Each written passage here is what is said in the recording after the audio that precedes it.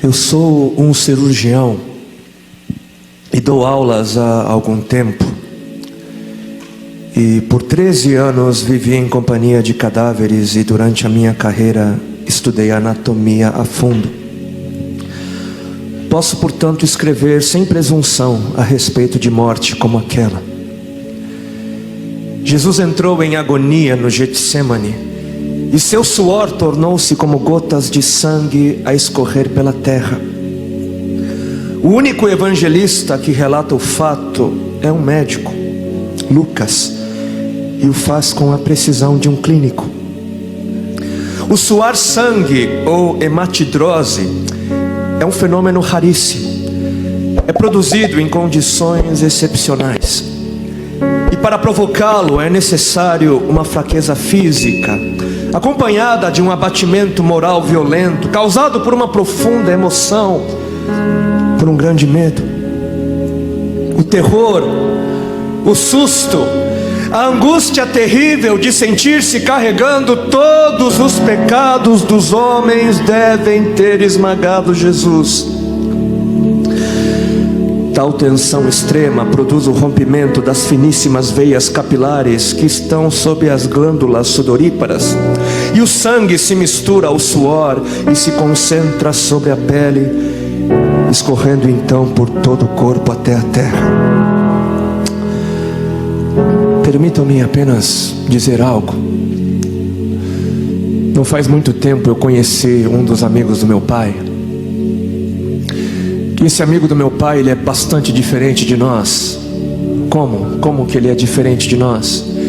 O seu sistema nervoso não reage a qualquer tipo de anestesia. Nada, desde pequeno, enfim, nenhum tipo de anestesia funciona nele. E por conta de um tumor que foi descoberto, ele teve que viajar aos Estados Unidos para se submeter a uma cirurgia. Ele contou para nós que ele foi então levado à sala cirúrgica e o amarraram então dos pés à cabeça, os seus braços, porque ele haveria de sentir toda a cirurgia. Ele contou para nós que lá nos Estados Unidos os procedimentos são cobrados por hora, né, e não por procedimento. Ele contou então que antes de começarem a cirurgia, os médicos apertaram o cronômetro, o tempo foi passando, né? E ele então foi aberto, atravessaram todas as camadas e chegaram ao tumor e cortaram, retiraram o tumor e depois o costuraram, né? Camada por camada. E ele contou para nós que quando a cirurgia terminou, os médicos apertaram aquele cronômetro e 7 horas e 40 minutos haviam se passado. Ele passou praticamente 8 horas naquela mesa cirúrgica, aberto, né? Consciente, sentindo tudo. E ele é um senhor asiático, oriental como eu. Ele é, né, clarinho, amarelinho. Ele contou para nós que quando ele, né, se deu conta, ele voltando assim, olhou para o seu corpo. O corpo dele inteiro havia se tornado negro, porque ele havia suado sangue. Só para os irmãos entenderem qual é o estado de espírito que leva alguém a suar sangue. O terror, o susto, a angústia terrível de sentir-se carregando todos os pecados dos homens devem ter esmagado Jesus. Conhecemos a farsa do processo preparado pelos líderes religiosos, o envio de Jesus a Pilatos e o desempate entre Herodes e Pilatos. Pilatos teve que ceder e então ordenou a flagelação, o chicoteamento de Jesus. Os soldados despojam Jesus, tiram a roupa de Jesus e o prendem pelo pulso a uma coluna do pátio. A flagelação se efetua com tiras de couro múltiplas, sobre as quais são fixadas bolinhas de chumbo e pequenos ossos. Os carrascos devem ter sido 2, um de cada lado e de diferente estatura, e golpeiam com chibatadas a pele já alterada por milhões de microscópicas hemorragias do suor de sangue. A pele se dilacera e se rompe, o sangue espirra. A cada golpe Jesus reage em um sobressalto de dor.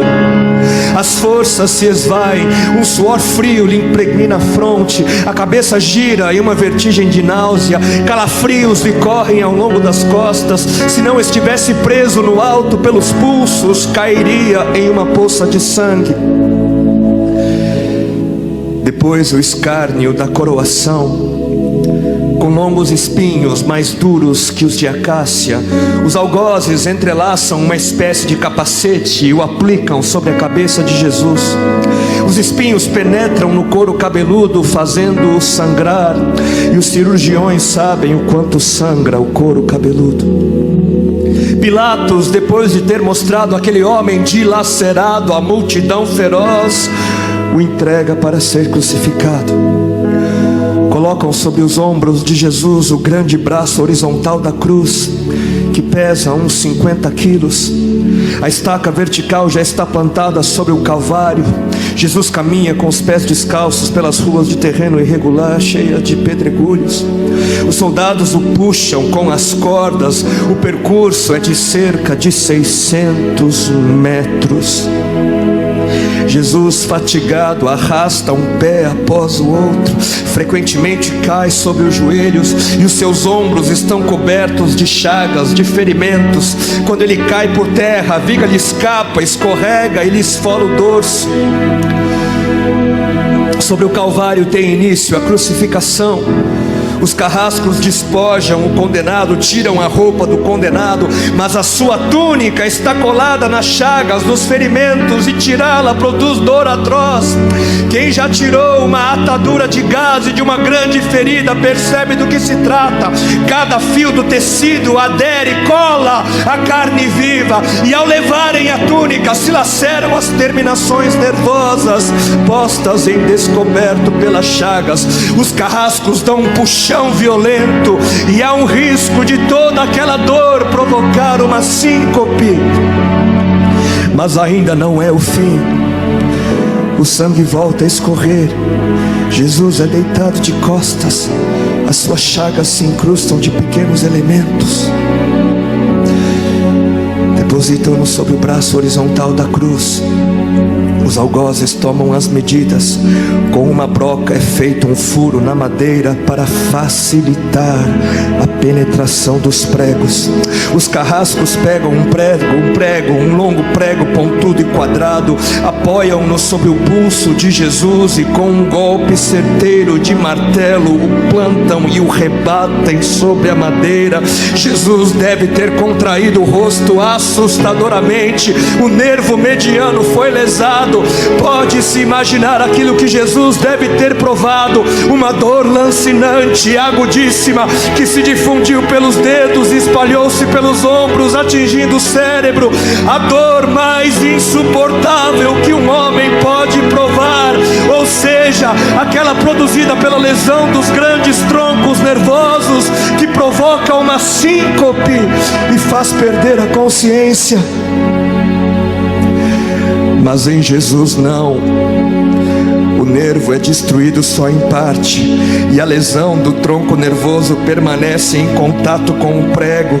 E quando o corpo for suspenso na cruz, o nervo se esticará fortemente como uma corda de violino esticada, e a cada solavanco, a cada movimento, vibrará despertando dores dilacerantes.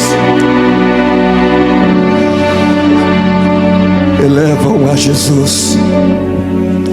Os ombros da vítima esfregam dolorosamente sobre a madeira áspera. As pontas cortantes da grande coroa de espinhos penetram o crânio. A cabeça de Jesus inclina-se para a frente, uma vez que o diâmetro da coroa o impede de apoiar-se na madeira. Cada vez que o mártir levanta a cabeça, recomeçam pontadas agudas de dor. Pregam-lhe os pés. Ao meio-dia, Jesus tem sede. Não bebeu desde a tarde anterior e estava desidratado pela perda de tanto sangue. Seu corpo é uma máscara de sangue. A boca está semiaberta e o lábio inferior começa a pender. A garganta seca lhe queima, mas ele não pode engolir. Tem sede. Um soldado lhe estende sobre a ponta de uma vara uma esponja com bebida ácida de uso entre os militares. Tudo aquilo é uma tortura atroz. De repente, um estranho fenômeno se produz no corpo de Jesus. Os músculos dos braços se enrijecem em uma contração que vai se acentuando, os bíceps esticados e levantados, os dedos se curvando. É como acontece a alguém ferido de tétano, a isto que os médicos chamam de tetania. Quando os sintomas se generalizam, os músculos do abdômen se enrijecem em ondas imóveis. Em seguida, os músculos entre as costelas, depois os do pescoço e finalmente os músculos respiratórios se enrijecem. A respiração se faz pouco a pouco mais curta. O ar entra, mas não consegue mais sair. Jesus respira com o ápice dos pulmões. Tem sede de ar como um asmático em plena crise. Seu rosto pálido pouco a pouco se torna vermelho, depois se transforma num violeta purpúreo. Jesus é envolvido pela asfixia. Seus pulmões cheios de ar não podem mais esvaziar-se. A fronte está impregnada de suor. Os olhos saem fora de órbita. Mas de repente algo acontece. De repente algo acontece. Lentamente, com um esforço sobre-humano, Jesus toma um ponto de apoio sobre o prego dos pés. Ele esforça-se a pequenos golpes. Se eleva aliviando a tração dos braços. Os músculos do tórax se distendem. A respiração torna-se mais ampla e profunda. Os pulmões se esvaziam e o rosto recupera a palidez inicial. Mas por quê? Por que este esforço? Por quê? Porque Jesus quer bradar: Pai, perdoa-lhes porque não sabem o que fazem. E logo em seguida o corpo de Jesus começa a afrouxar-se de novo e a asfixia recomeça. Foram transmitidas 7 frases pronunciadas por ele na cruz, e cada vez que quer falar ele deverá elevar-se, tendo como apoio o prego dos pés. Inimaginável. Atraídas pelo sangue que ainda escorre e pelo coagulado, enxames de moscas unem ao redor do seu corpo, mas ele não pode enxotá-las. Pouco depois o céu escurece, o sol se esconde, de repente a temperatura diminui. Logo serão 3 da tarde, e depois de uma tortura que dura horas e horas, todas as suas dores, toda a sua sede, todas as cãibras, toda a asfixia, todo o latejar dos nervos medianos lhe arrancam um lamento: Deus meu, por que me desamparaste?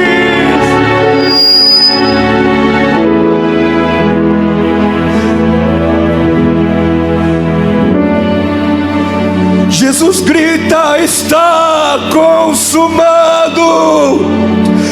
E em seguida, num grande brado, diz: Pai, nas tuas mãos entrego meu espírito.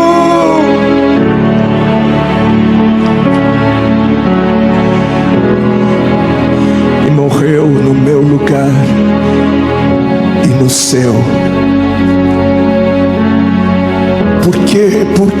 Por que Jesus morreu na cruz? Por quê? Jesus morreu na cruz para que todo sofrimento pudesse ter fim. E essa é a última coisa, que nós precisamos saber. Nós precisamos saber que tudo isso, toda dor, todo choro, todo sofrimento um dia vai acabar. Graças ao sofrimento de Deus, todo choro, todo lamento deixará de existir.